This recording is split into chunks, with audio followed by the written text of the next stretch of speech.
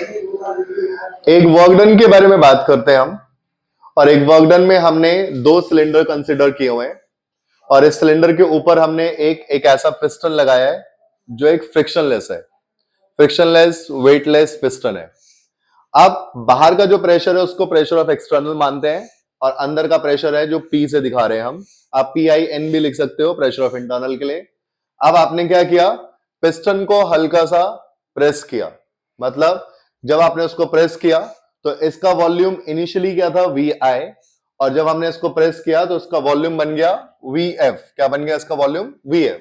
और हम मानते हैं कि पिस्टन ने एक छोटा सा डिस्टेंस ट्रेवल किया जिसको बोलते हैं L। ओके, नाउ अब समझते हैं। एक हमने सिलेंडर लिया है जिसके अंदर एक फ्रिक्शनलेस पिस्टन लगा हुआ है जिसके अंदर 1 mole of an ideal gas filled है।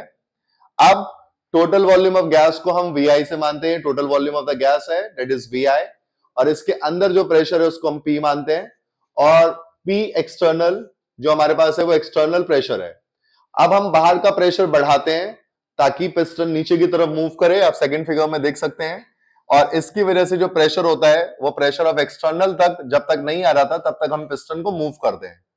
अब हम मानते हैं कि इस प्रोसेस को हमने पिस्टन को एक बार में ही दबाया होगा, ऐसा मानते हैं, इसलिए मैंने लिखा है let this be done in a single step, तब तक जब तक उसका वॉल्यूम VF तक ना आ जाए।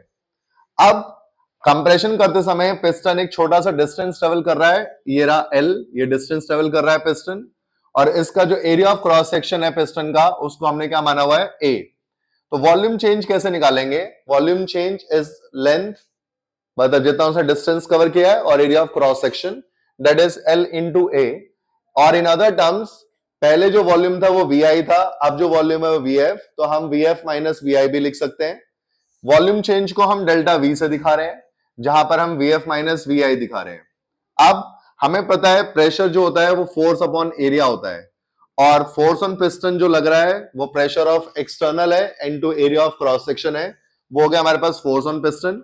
अब इस सिस्टम के अंदर W amount of work done on the piston मान रहे हैं हम कि हमने work done on the system किया हुआ है, तो हमारे पास W work done equals to क्या होता है? फोर्स इंटू डिस्टेंस या डिस्प्लेसमेंट। तो फोर्स हमारे पास pressure of external into area ये रहा, और डिस्टेंस उसने L अमाउंट ट्रेवल किया तो L ये रहा। फर्दर आगे चलते हैं इसके अंदर।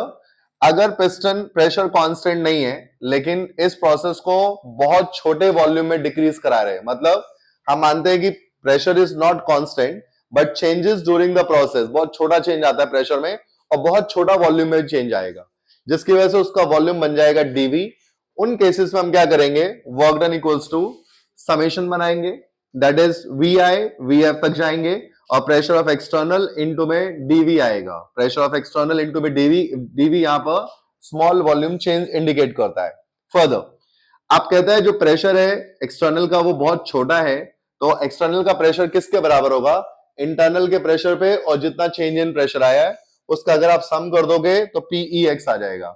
जब कंप्रेशन होता है तो pressure of internal plus DP लिखते हैं हम, और जब एक्सपेंशन होता है, जब गैस एक्सपेंड कर रही होती है तो pressure of internal minus DP होता है, और इन दोनों को अगर हम सम करके pressure of external equals to pressure of internal plus minus DP लिखते हैं।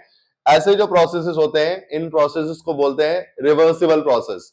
केमिस्ट्री के अंदर दो चीजें बहुत इंपॉर्टेंट होती हैं, रिवर्सिबल प्रोसेस स्पेशली थर्मोडायनेमिक्स में, एक होता है इरिवर्सिबल प्रोसेस, एक ऐसा प्रोसेस जिससे आप थोड़े बहुत माइन्यूट चेंजेस के बाद वापस आ जाओ तो वो होता है रिवर्सिबल।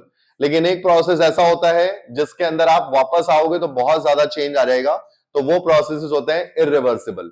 यहां पर जब छोटा वॉल्यूम चेंज हो रहा है तो वहां पर हम रिवर्सिबल का केस यूज कर सकते हैं।